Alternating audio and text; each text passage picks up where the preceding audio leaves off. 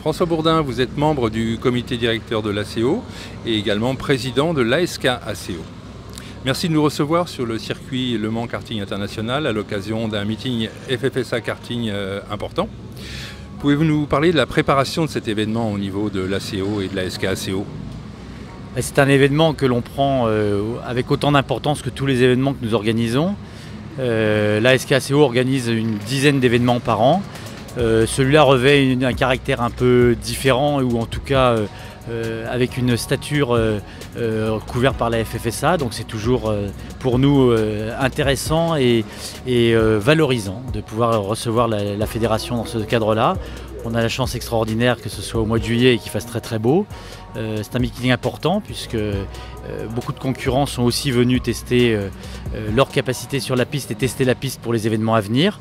Voilà, c'est un moment privilégié. On travaille avec une équipe essentiellement de bénévoles, passionnés de tous, passionnés de karting, qui nous permet aujourd'hui d'avoir ce niveau de réception, j'allais dire, mais tout ça bercé par la maison mère à côté, puisque notre grande sœur reste quand même les 24 heures du Mans et cette magnifique organisation qui est les 24 heures du Mans.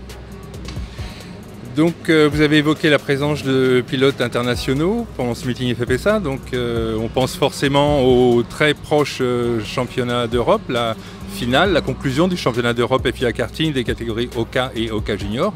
C'est un événement important encore un petit peu plus on va dire, et puis important aussi pour la suite, pour les ambitions de la SK ACO. Oui, c'est un événement majeur, j'allais dire quasiment, en tout cas pour cette année. C'est toujours un sentiment très particulier de pouvoir recevoir des courses internationales et celle-ci en fait partie. C'est une préparation différente, c'est un challenge différent puisqu'on reçoit des gens du monde entier, même si aujourd'hui on a quand même l'habitude avec la finale Yamé depuis quelques années, avec un championnat du monde qu'on a déjà accueilli il y a quelques années. Voilà, mais on est prêt à recevoir. Alors effectivement cette année, avec la proximité de ce championnat d'Europe, on a la présence de quelques concurrents supplémentaires qui viennent tester et s'éprouver sur cette belle piste. On a l'impression que Le Mans aime bien accueillir des grands meetings. Est-ce qu'il y aurait éventuellement des projets pour l'année prochaine? Oui, nous sommes mis sur les rangs pour organiser un championnat du monde l'année prochaine. Il y a d'autres très belles pistes sur les rangs. On n'est pas inquiet, mais rien n'est fait.